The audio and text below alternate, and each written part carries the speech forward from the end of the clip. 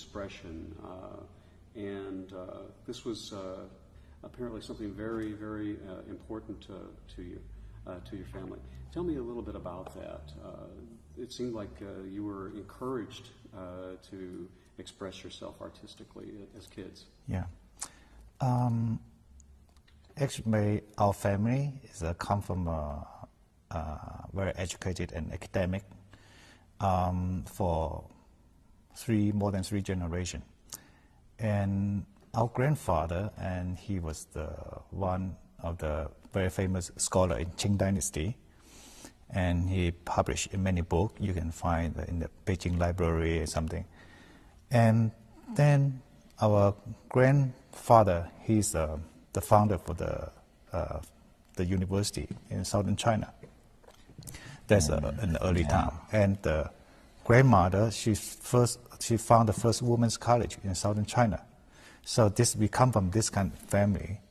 And our father, right. When he was very young, in his 30s, he's become the dean in the university in China. And our mother is professor for literature. So we come from this kind of family. It's very educated and very academic. But until our generation, and then we try to be, like we are not feel more free. We want to be artists. So. But you mean when the time we growing up, actually the whole environment in a family we have a lot of huge important art collection, like many painting and calligraphy from 14th, 15th century, and we get that kind of infant, like only one thing is eternity. There's the human, the creative talent and spirit, that kind of wisdom.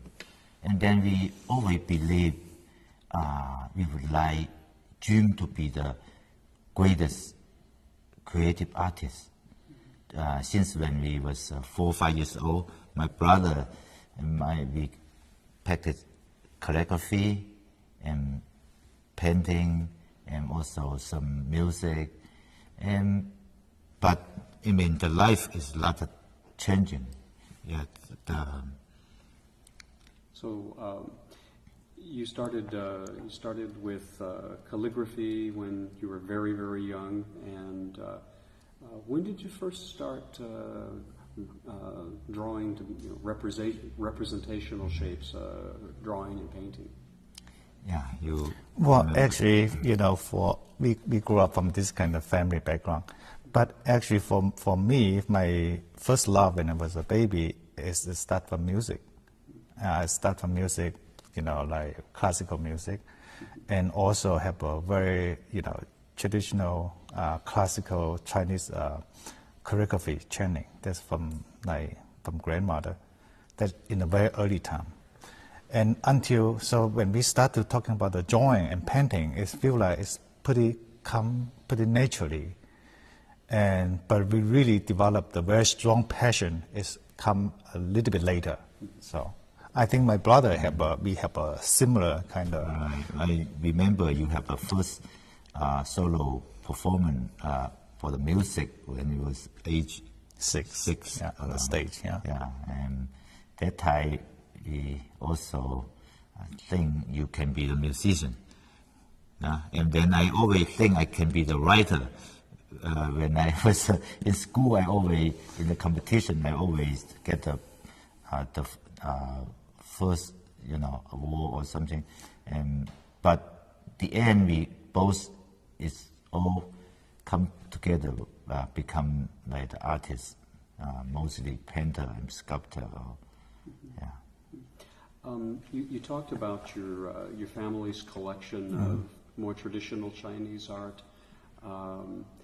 So you grew up really immersed in the more traditional, the more historic kinds of art in Chinese culture. How would you say that has influenced the work that you do? I think it's many things happen later. When in the early time, we always believe one thing is the art is something very special. Will be like have most the eternity in the human history. And then when we grown up, and a lot of things happening, the Thai during the Cultural Revolution, and then all the value of life and what we believe, everything look like changing. I mean, our family have been getting a lot of trouble because they many different reasons. But not only our family, I think it's 90% of the family in China during that time. But that is only one thing. The dream and fantasy is still there. It's what we believe, and what we dream about together is art. I mean, in the reality, many things is totally changing. But only in fantasy, the art, we still have this very big area we can fulfill our dream. Yeah. One of the things I read that was interesting, and I see a lot of it in your artwork, is there was a description of some cave paintings in one of the places where you grew up, and you saw those, and you see a lot of, I see a lot of very iconic, very primitive, interesting, compelling figures that go through a lot of your work. Did that have a very profound influence? I think this, I feel like is one of the great advantage for us, because we grew up from this very have a strong, long history of the China for the 5,000 tradition, and then for the clay painting is one of the richest thing we later on we feel is like much more connected to our work from the first early development. But we didn't realize that even we born in the area, and then we study fine art for many years. We study, Western fine art, modern art today, but we try to looking for and create our own style, and then do all the research and all the study. But for many years later, and then we realize we back to our hometown again, and this kind of clay painting have such strong impact and power. Yeah, to also so remind us when we was younger, grandma, and also we was with a father in the bowl and see all the clay painting.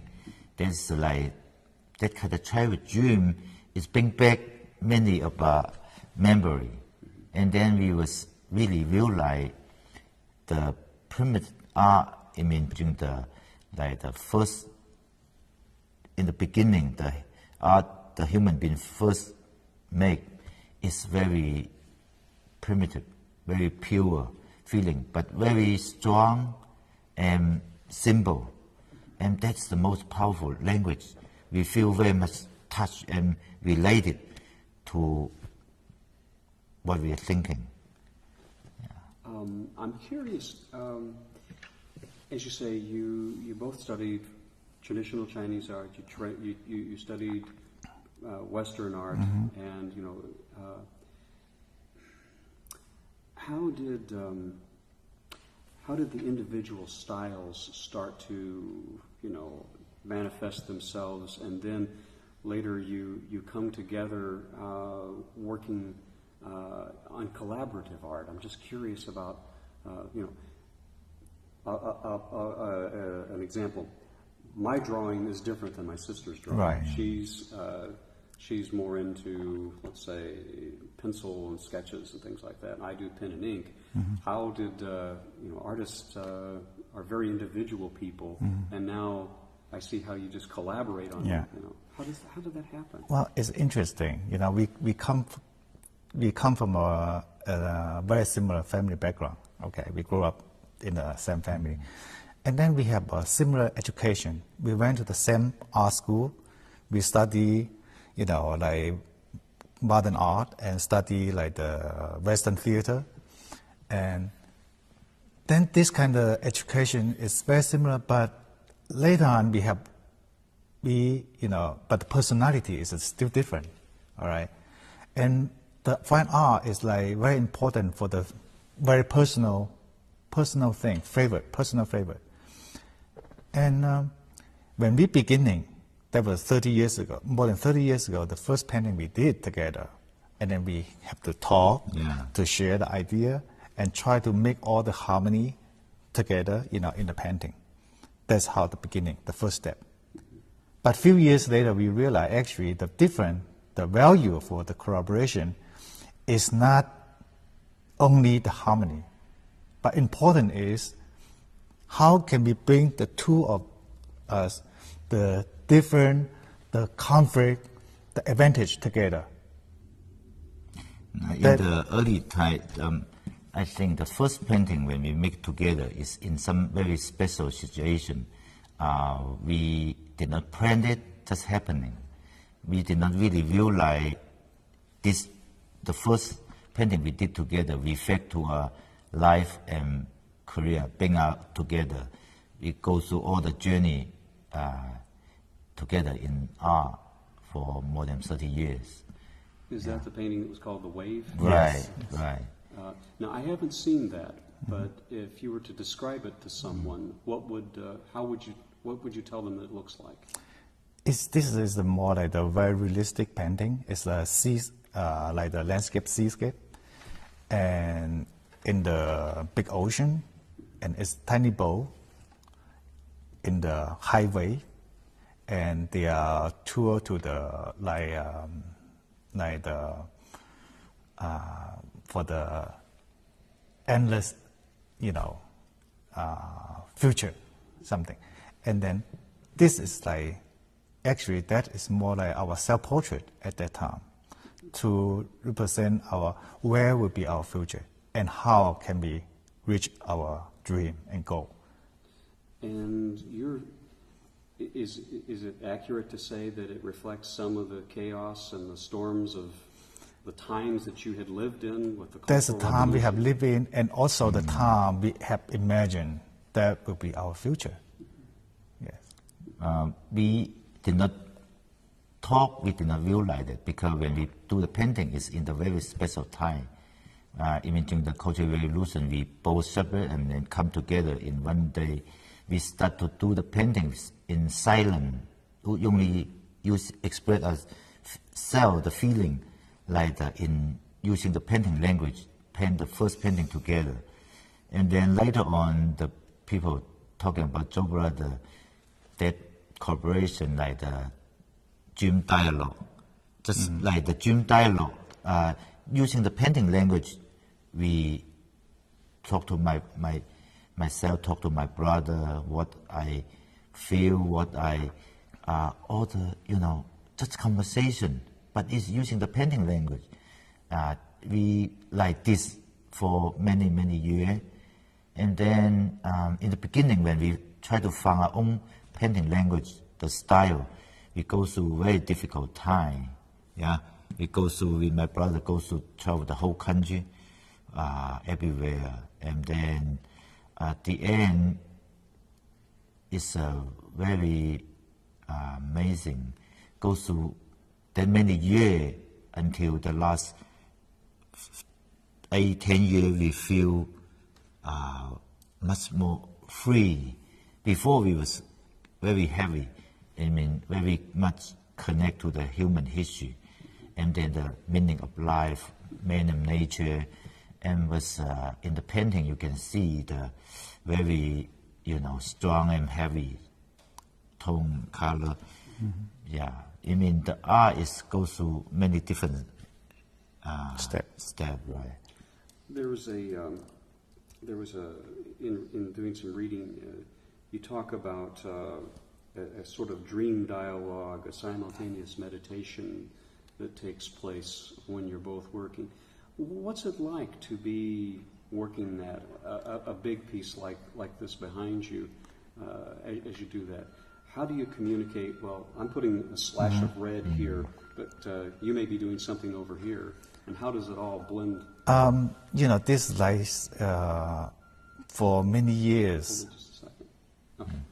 it's like for many years collaboration, and then this until in the 90s, and then we feel it's a different era. It's more freer, more realize ourselves, understand ourselves better.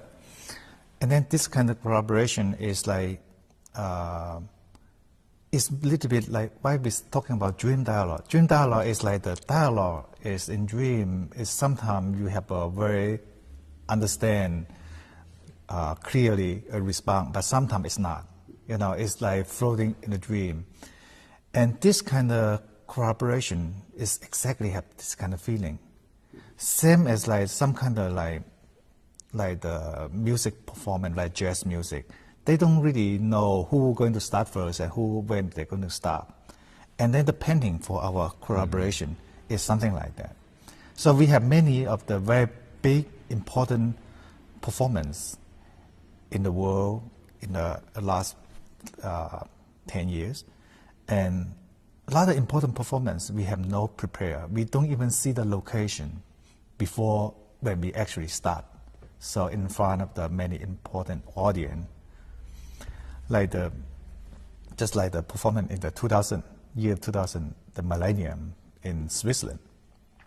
When we get to the Davos, Switzerland, we have many invitations for the interview, talking about CNN, talking about like what you're going to do for the performance, for the painting, something. Actually, we don't know. Because that time was the millennium, the whole world, for the opening, the ceremony, we do the opening performance first.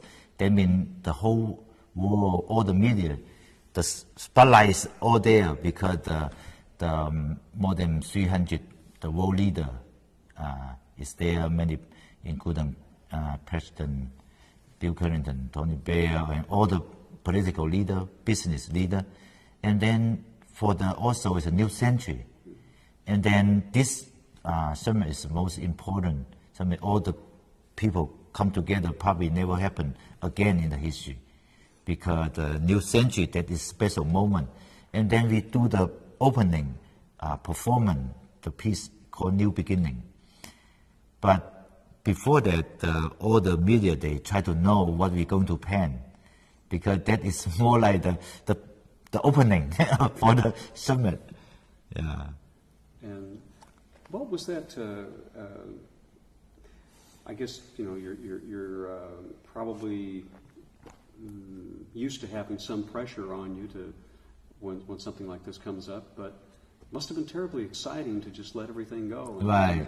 Well, I think we, after all the year, in even the very serious, important, moment, but we feel in the art you just free, but also you have a lot of thinking, but you don't need to know exactly what you going to happen, and just depend. I think when in that moment I think of a lot of things, but most things I just want to share with my brother, and also share what I feel, what I think, and then but of course that will relate it to the whole environment, what give me that kind of expression, and also my own life, my own feeling in that moment. Were you happy with the way it turned out? I think it's always a surprise for myself too, but I am very happy. Let's talk about, you became enormously popular, it seems, in China, and were doing very, very well there.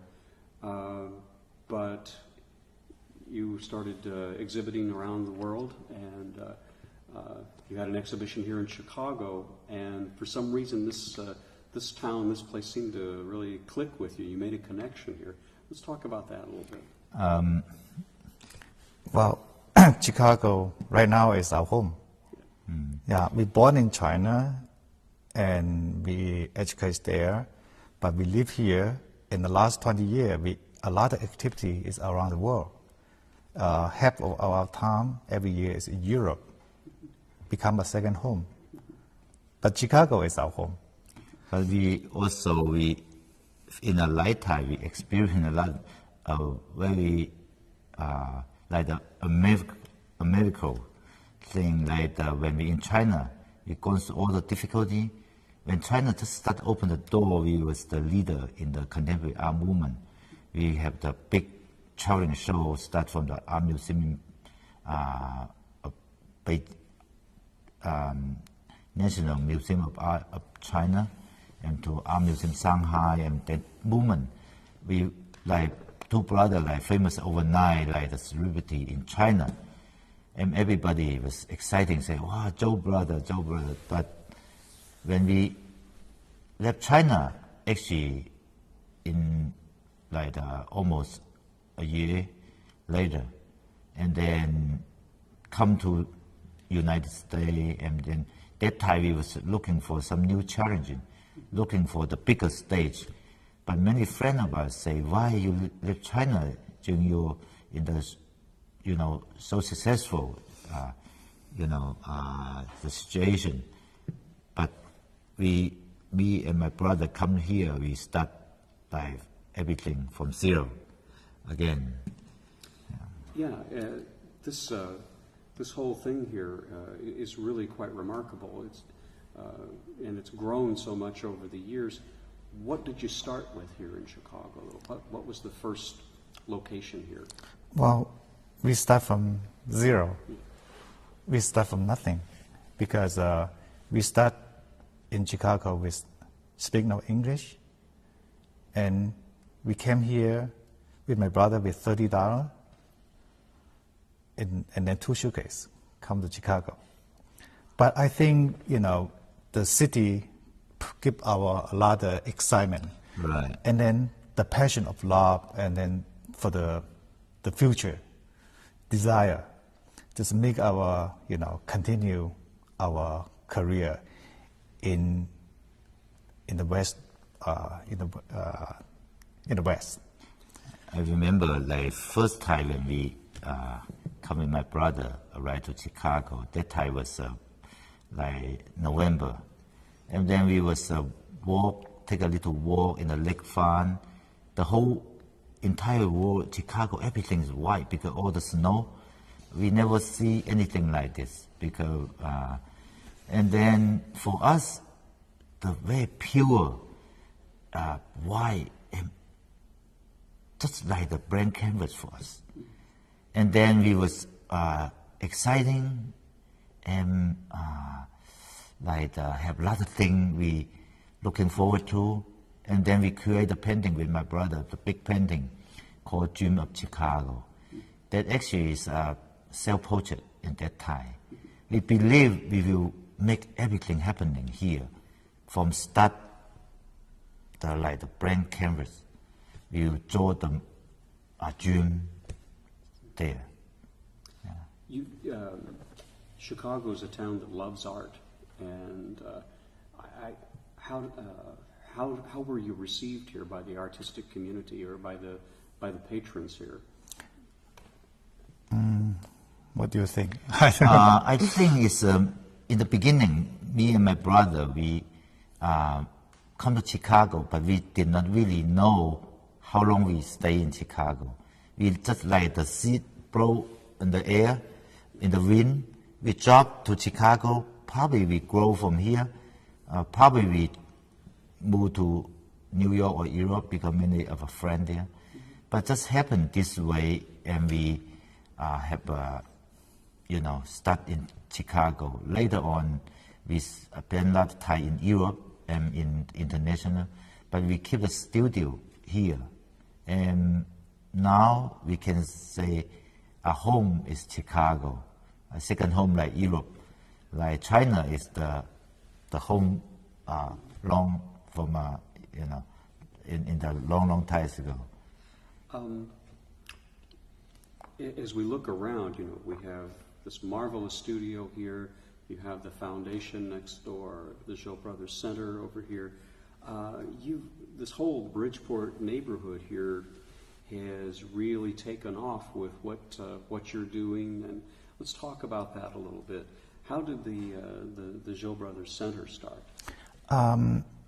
Actually, we have the first studio here in Bridgeport, and that time we didn't know the neighborhood so well, but it's only we feel convenient, so we have a studio there. And then in 1991, we found the Zhou Brother Art Foundation. And the foundation, the vision is like to support some young artists and from abroad, from China or Europe, and provide the opportunity to them to bring them to the country here, to work here and exhibit their work here. So then we bought the building, we bought the property to found the foundation, and then we developed our own studio here. But the Zhou Art Center is we just started from a few years ago. Yeah. And the Zhou Art Center I think will be one of the very exciting institutions in the city here, because it's a totally private farm, and we can, the vision is to bring much more international excitement, artistic activity to this city. Yeah. How do you select someone who you would like to kind of take under your wing to work over at Zhou Center, to bring them here and kind of get them started? Well, we like to support and discover the talent.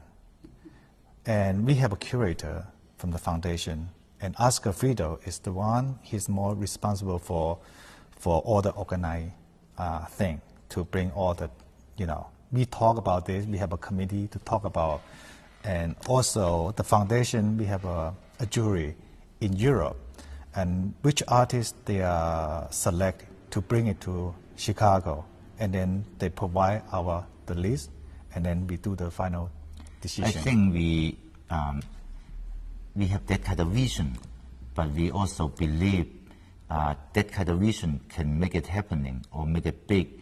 We need to have all different kind of talent work together. That is we very lucky to have many wonderful, very talented people work surrounding us, work for the same vision, and then that's the thing is grow very wonderfully. Yeah. Why do you feel it's important to support new talent and to introduce them to other artists and other artistic communities through an enterprise like this? You could just have a studio and sell your own work and not really have a lot of it. Actually, that's what we did for our whole life. But why we feel like it's important, and then we try to do something if we can, because we come from there. But we grow up, we have in many different times, we have a support from the master. They give our confidence, give our opportunity. So we know it's very important for the young generation artists to coming up. So if we can do something, I think that's we really like to do. Your art crosses so many boundaries and so many cultures, it seems. It seems like it's probably kind of a trite expression on my part, but it seems like it's a universal language. Does it feel like that to you sometimes? I think that remind me some recently in some different interview, they also asking some important magazine from China. They also asking Chinese artists, they really would like to know how you guys doing, how you guys can have that kind of impact and to the Western world or something. But for us, we think everything actually is the naturally development. Just like we've come from China, we have that learn a lot from the 5,000 great culture for the 5,000 years.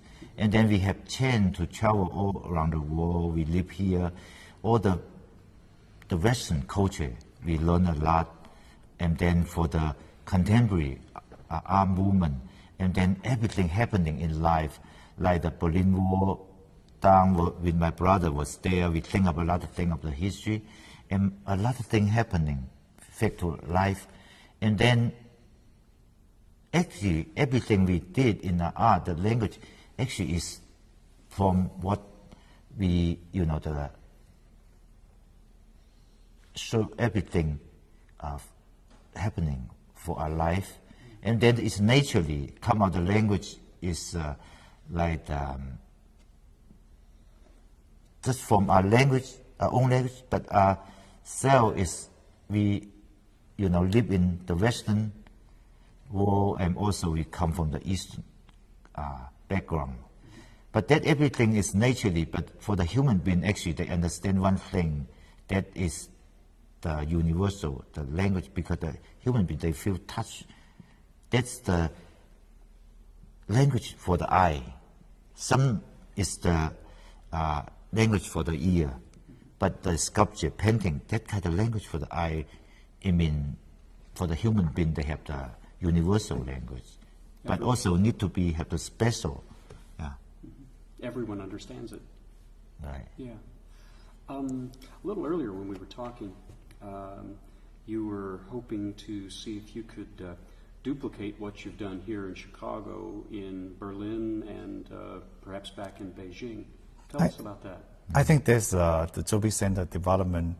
We find out is very exciting and important, and then we've talked about this. We would like to create another same institution in China and also in Berlin, and then we can bring have a better exchange program, and then can also better discover all the different talent and support them. I'm just curious. I know you work in a lot of basically traditional media, painting, sculpture. Have you done any digital art or anything like that? Actually, we have one collaboration for the digital art. It's in the mid 90s. It's called Wind Wisdom, New Energy. That piece video was like the permanent collection for the Centre Pompidou in Paris. So it's today you look at it again, it looked like become a classic, but at that time it's very modern. Yeah. That's from 1993. Yeah. I did want to ask about a specific piece of art, which was the piece that was installed in Switzerland. We were talking about that a little earlier. Oh, that's a Ring of Life. Ring of Life is the piece is like the commission from the Switzerland, and was we make it in last year. And casting in Germany. Ring of Life is like one of the huge casting sculpture from casting aluminum, 30 feet high, and I think probably one of the biggest ring you can see in Earth. Yeah. What were you trying to say with that piece? The Ring of Life is represent the life of human being. It's a positive. It's always everything is back to the circle. Yeah. I'm getting pretty much to the end of my questions. Is there anything I haven't touched upon that you'd like to bring out or feels important? I think one thing for me and my brother, we sometimes go through, we look at it, a journey goes through 30 years. That seems like a long time. But also we feel it's just in another very exciting new beginning, because we feel a dream is just like started, but in the other stage, but all the things happening in the past, but much more exciting for the future. We have a lot of great idea. We want to make it happen. Yeah, that's make it exciting and give a lot of energy for that. Yeah. Well, you're both young men. far as I'm concerned. We feel is always feel young. Maybe after when we was 90, we may still the same, but we probably look much older. But in our heart, we feel probably stay the same. Well, this has been very enjoyable, and I think we've got a lot of good material. I did want to ask one other thing. There was a mantra that your grandmother gave to you: to become an artist, one must possess the highest spirit. I read that. What does that mean to you? We have a very strong influence from grandmother. Actually, she's the one to raise us. Mm-hmm.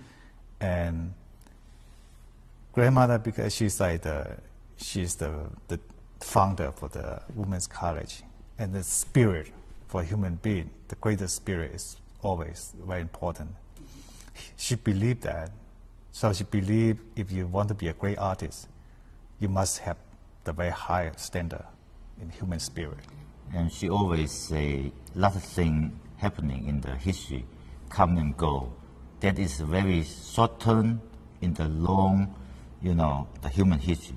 But only thing in the human history you can see the river, like the lot of mountain, just like the human, the creation, the wisdom.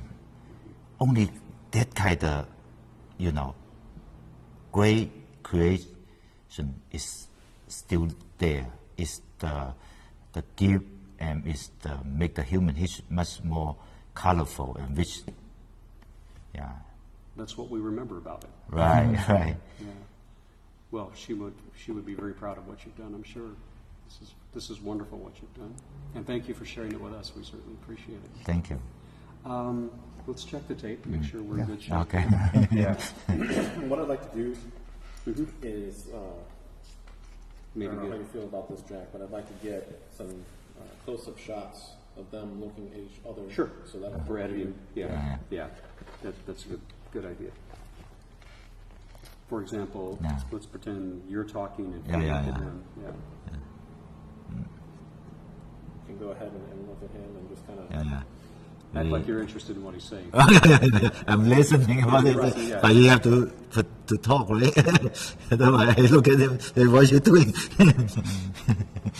No, just look at him and sort of nod like you agree with what he's saying. That's why Right. we, always talk about that. That's good. I know it seems a little unnatural, but it'll help. Yeah. It'll help me in the long run to get this together. Okay, we'll do the same thing. Okay. Yeah, I'm good. It's, have a nice talk. You're Yep. doing great.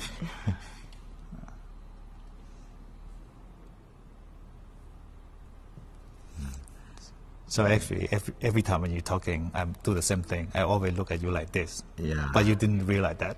Oh, I do Right? the same too. Yeah. Yeah. No, you're not. You're not.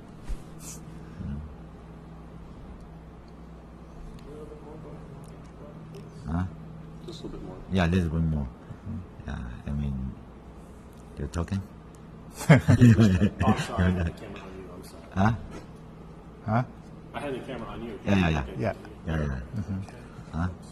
That, well, you talking, I look at you. No, it's not because of the, when you talk. I see. So Okay. that, Yeah. Yes.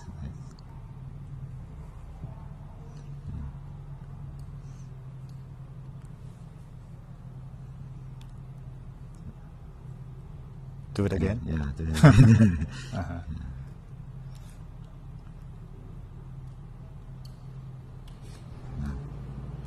And then we'll do something a little wild. We're gonna on a two-shot, and I'm not sure how this will work, but let's have both of you look at Jack, and then okay. one-on-one, Okay. and look at each other. So like we- look at we- Jack, and then turn your head towards your brother. Okay, look at Jack first and then look. Okay. Yeah, okay. Yeah. And we have very good question. Yeah. Well, I love talking to artists. It's been a long time since I picked up a pencil or anything. Yeah. I haven't done anything. But I always keep telling myself I'm going to go back and do it after I talk to a group. But, And then you